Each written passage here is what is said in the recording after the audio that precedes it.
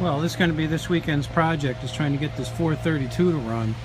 I got this 2 or 3 years ago. It's been sitting in the barn. I rebuilt the whole motor. I never finished putting it back together last fall.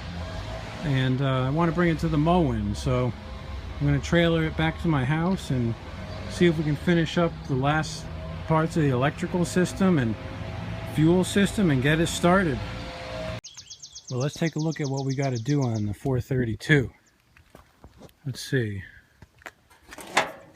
I had put all this stuff together last fall, and this used to have a under flywheel magneto at some point, and I drilled some holes in the shroud for the coil, but they're too far to the right, which means that when you put the plate on that goes over the cooling fins there, it's hitting the thing, and that's creating a problem because it can't fit in there. So what I'm going to do is take that blower housing off and drill 2 new holes and back them out to the left a little bit more.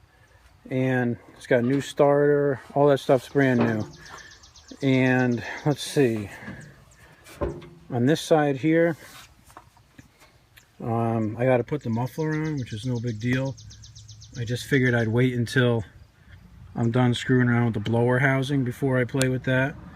And other than that, I just have to hook up gas line. I bent a new tube here for the metal section. I need to get a little piece of hose and a fuel filter and connect that to the frame. And then I think I'm ready to go up to the gas tank and the electrical and see where that's at. This machine has this old style key switch, like a starter generator type machine would have, and I'm not really digging that. So I think what I'm going to do is tear that out and put in a regular Indax switch and just rewire everything.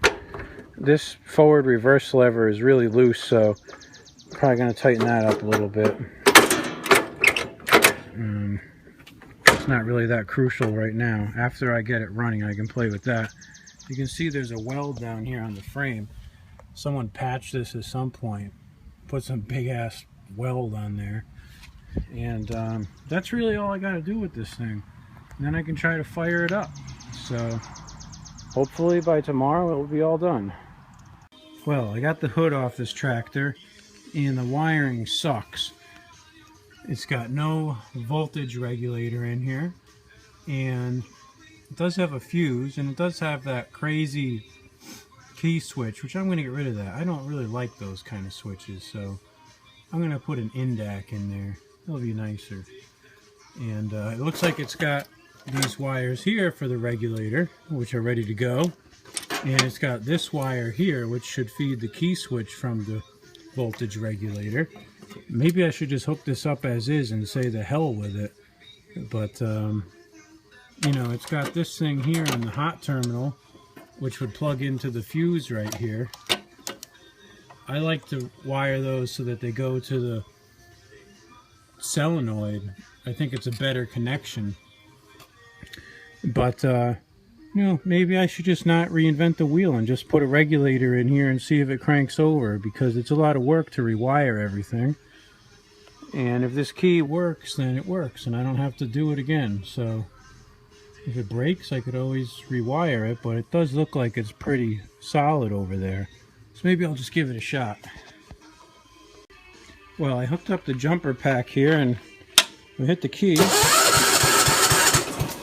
and it cranks. The headlights work too. So to hell with it. I'll leave this crappy key and call it a day.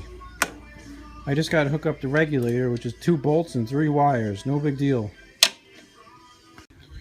Well guys, I decided to strip the whole blower housing for the 432, and there's a lot of inherent surface rust down in those pits. So what I've decided to do is to put it in electrolysis for a little while. So what I'm actually going to do is put it in the electrolysis just for a little bit, a couple hours, and see if I can get all those really pitted areas clean, especially down on the bottom on the inside here. And then maybe by tonight I can paint it, or tomorrow morning.